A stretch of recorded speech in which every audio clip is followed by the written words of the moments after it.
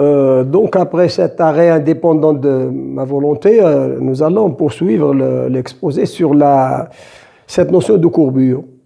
On vient de dire que on peut supposer que la vitesse est normée dans le sens qu'elle a une norme égale à 1.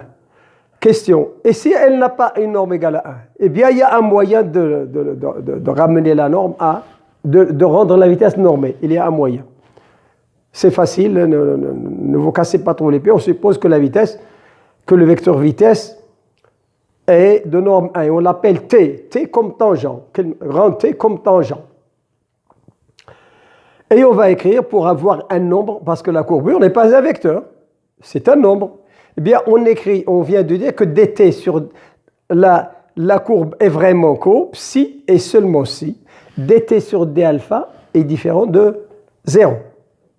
Eh bien, pour avoir un nombre, on écrit dt sur d alpha égale dt sur ds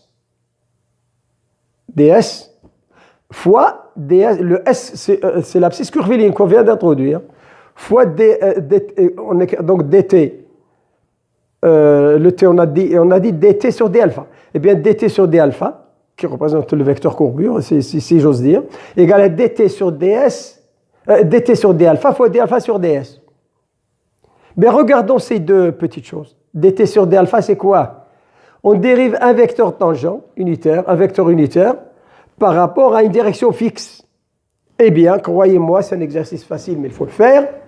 Si tu dérives un vecteur de norme constante par rapport à n'importe quoi, tu obtiens un vecteur normal au premier. Il fait un angle droit avec le premier. C'est très facile à faire. Mais vous croyez-moi sur parole. L'objectif est purement pédagogique, pas pour faire des calculs.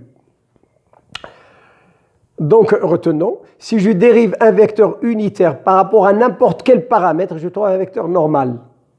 Donc, dt dérivé de t par rapport à alpha, il est normal à t. Et même dans ce cas particulier où l'angle alpha est le t, on a quelque chose de plus précis.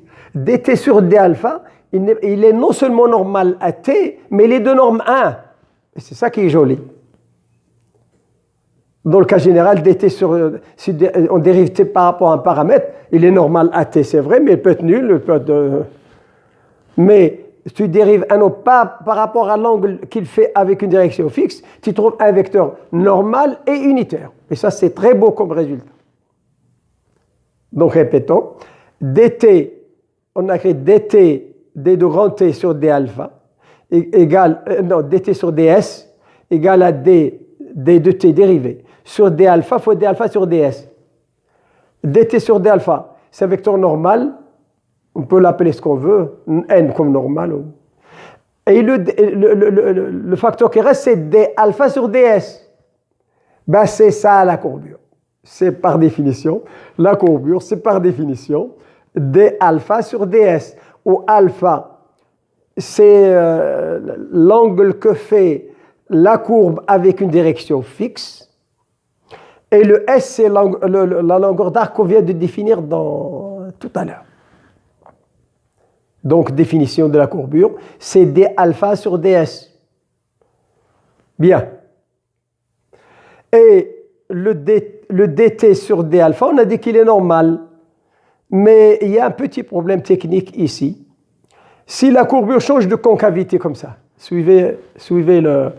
Eh bien, le n peut changer, le dt sur d alpha peut changer de façon imprévue de direction. C'est pourquoi les mathématiciens posent grand N, le normal, ils prennent pour normal, vecteur normal unitaire, non pas dt sur d alpha, mais le vecteur normal n, tel que la base tn soit de même ordre que ij, que OI, OJ.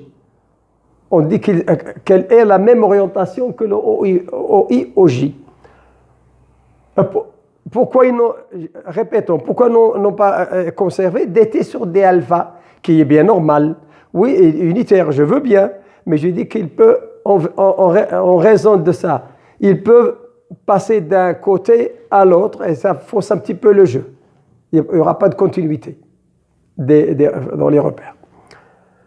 Donc, répétons, quel est l'objectif de ce petit point? On a défini la courbure, c'est d alpha sur ds. Eh bien, si d alpha sur ds, application, si d alpha sur ds est nul, ça veut dire quoi? Ben, interprétons. Ça veut dire que le alpha ne dépend pas de s. Ça veut dire que le alpha est constant par rapport à s. Donc, le vecteur tangent garde une direction fixe, garde un angle constant avec une direction fixe. Donc, c'est une droite. Donc, ça, c'est une heureuse définition. Une droite, une courbe est droite si et seulement si d alpha sur ds est constamment nul. Et ça, c'est fondamental. Donc, on a parlé de quoi? De la courbure. Et il y a un truc, je vais finir là sur un truc qui est un peu joli, et je défère le reste à plus tard. Quand on a une... oui, mais avant supposons, quelle est la courbure du cercle? Eh bien, en faisant les calculs d'un cercle de rayon R, en faisant les calculs, vous le savez, c'est 1 sur R. Si vous ne le savez pas, faites le calcul. Vous prenez le vecteur tangent, vous le dérivez par rapport à R, vous trouvez, c'est 1 sur R. R étant le rayon du cercle. Donc, finalement, la courbure, c'est l'inverse du rayon. Mais c'est joli, ça. Appliquons-le à une courbe qui n'est pas un cercle. Supposons que la courbure en un point, attention, faites attention à ce que je vais raconter maintenant. Ça demande, ça mérite beaucoup d'attention. Supposons que je me place en un point où la courbure n'est pas nulle. Et je trace le cercle qui a cette courbure. Le cercle passant par ce point, qui a cette courbure-là, que je viens de, supposons que j'ai trouvé 3, je vais considérer le cercle de rayon 1 sur 3. Mais question, ce cercle, qu'est-ce qu'il a de particulier? Eh bien, voici le défi, voici un résultat très connu que vous devez savoir. Au point considéré, il y a un tas de cercles qui sont tangents à la courbe. Lui, il est tangent à la courbe. Mais il y a des milliards de cercles qui sont tangents à la courbe.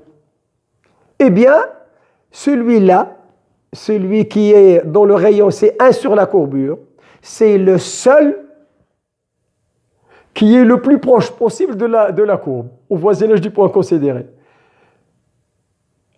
Je m'explique. Parmi tous les cercles qui sont tangents à la courbe en ce point, ceux qui ont une courbure plus grande, ils se trouvent d'un côté de la courbe, tous. Ceux qui ont une courbure moins grande, ils se trouvent de l'autre côté de la courbe. Et lui, en général, il traverse la courbe.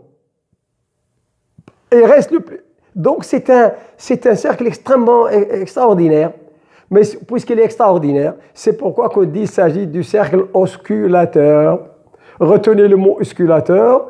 Et sur ce, je m'arrête là. Donc, retenez le mot osculateur. Et on continuera cet exposé la prochaine fois.